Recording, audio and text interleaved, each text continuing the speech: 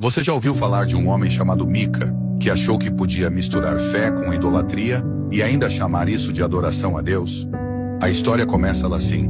Mica roubou um dinheiro da própria mãe, mas depois se arrependeu e devolveu. Só que olha do que ela fez com esse dinheiro. Ao invés de agradecer a Deus, ela mandou fazer uma estátua de prata. Isso mesmo, uma imagem, um ídolo. E Mica, achando que estava agradando a Deus, criou um altar dentro da própria casa, com roupas sacerdotais e tudo mais. Até aí, já parece confuso, né? Mas segura essa. Ele colocou o próprio filho como sacerdote nesse templo caseiro. O cara montou uma religião particular, inventada do jeito dele, misturando o nome do Senhor com práticas totalmente erradas. E o pior é que ele realmente acreditava que com aquilo Deus o abençoaria. Parece estranho, pois é exatamente sobre isso que essa história vai falar com você. A situação fica ainda mais séria quando entra em cena um levita, alguém da tribo escolhida por Deus para servir no templo de forma verdadeira.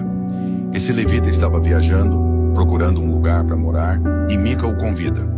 Fica aqui comigo, seja meu sacerdote particular, eu te dou comida, roupa e salário. O levita aceita? Sim, ele aceita. Ele troca o chamado de Deus por conforto, por um salário, por uma posição falsa. E aí Mica acha que está com tudo. Agora sim, tem um levita na minha casa, Deus vai me abençoar com certeza. Só que tudo isso era uma distorção. Era a aparência de santidade, mas sem verdade. Quantas vezes hoje a gente não vê gente fazendo igual?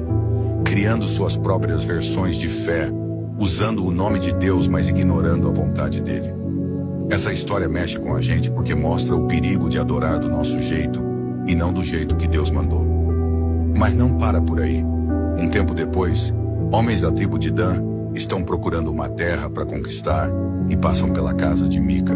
Eles veem o levita, o altar, o ídolo e sabem o que fazem. Levam tudo.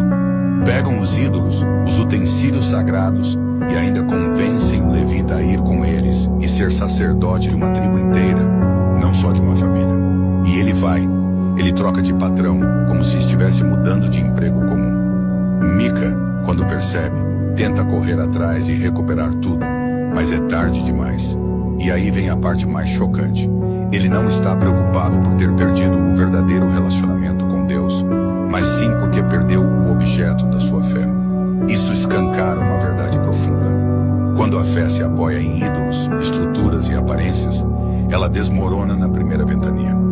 E tem muita gente hoje vivendo essa fé frágil, baseada em imagens, tradições e pessoas, em vez de estar enraizada em Deus de verdade. Essa história está lá em Juízes 17 e 18, e ela nos alerta. Não basta parecer certo, tem que ser conforme a vontade de Deus. Mica achava que estava adorando, mas estava enganado. O levita parecia servir a Deus, mas servia ao próprio interesse. E os homens de Dan tomaram para si uma fé distorcida, levando adiante um culto que não agradava ao Senhor. No final, o que fica é um retrato de um povo que se afastou da verdade e agia conforme o que achava certo aos próprios olhos. Soa familiar? Essa história é um espelho do que acontece quando colocamos nossas vontades acima da direção de Deus. Então, que tipo de fé você tem vivido?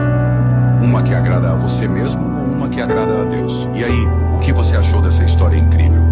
Se ela falou com você, curta, compartilhe e marque alguém que também precisa conhecer essa mensagem. Aqui no canal sempre trazemos histórias que inspiram, ensinam e mostram o cuidado de Deus em cada detalhe.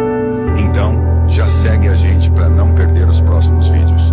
Até a próxima. E lembre-se, Deus sempre tem um plano perfeito para a sua vida.